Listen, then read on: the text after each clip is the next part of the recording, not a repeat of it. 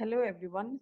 Today in the Banking Regulation and Operations course, I'll be taking the second unit which is on banker and customer relationship, and under that the third topic which is on general relationships between a banker and a customer. So when we speak about the general relationships that exist between a banker and a customer, it can be broadly classified into 7 categories. The first one is of a debtor and a creditor. Second one is of a creditor and a debtor. Third one is of agent and principal. Fourth one is of trustee and beneficiary. The fifth one is of pledger and pledgee. Sixth one is of bailee and bailer, and the last one is of advisor and a client. I'll be explaining all these kind of relationship with the simple examples, so that it makes things easier for people to understand. Right. First one is on debtor and creditor. Suppose a customer approaches a bank for opening an account and he deposits money into that account.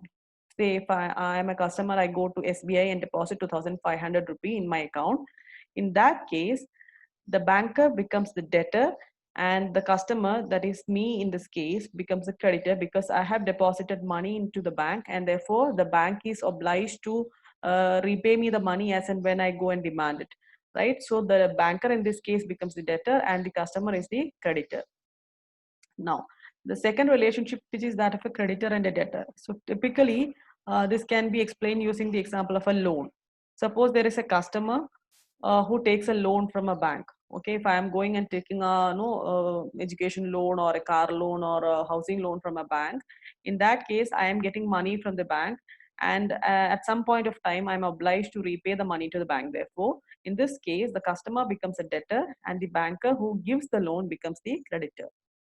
The third example is of agent and principal, or the relationship of an agent and principal. Suppose a customer pays all his utility bills through his bank. In this case, I'm explaining like if suppose if I'm the customer and I'm paying my electricity bill using a bank, right? Or say for example using HDFC Bank.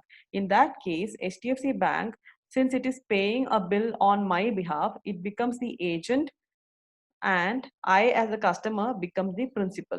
So any customer paying a utility bill through a bank, in that case, the customer becomes the principal and the bank who pays the utility bill on behalf of the customer becomes the agent. Coming to the next relationship, which is that of a trustee and beneficiary.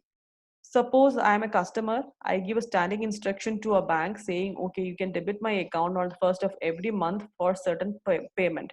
In that case, I am entrusting the bank to perform a financial transaction on my behalf. That means the bank, the customer is the beneficiary and the bank is the trustee here, because I am entrusting the bank with a job of debiting my account on the first of every month. So it is a trust-based relationship. Therefore, the customer will be the beneficiary and the bank will be the trustee in this example. Coming to the next relationship, which is of a pledger and a pledgee.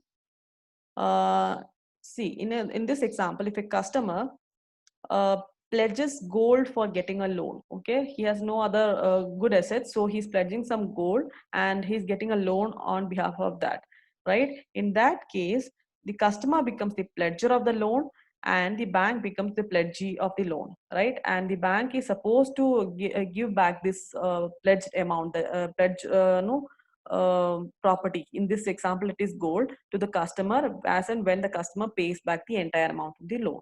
So this is a pledger and pledgee relationship. Coming to the next relationship, which is of a bailee and a bailer. If a customer, typically when he opens a locker, right, he might be placing some valuables in the locker. It might be some documents, it might be jewelry or those kind of things. So whenever a customer gives something for safe custody to a bank, in that case, the customer who entrusts the bank for that safe custody of goods is the bailer, and the bank itself becomes the bailee. And the last relationship, which is of advisor and a client.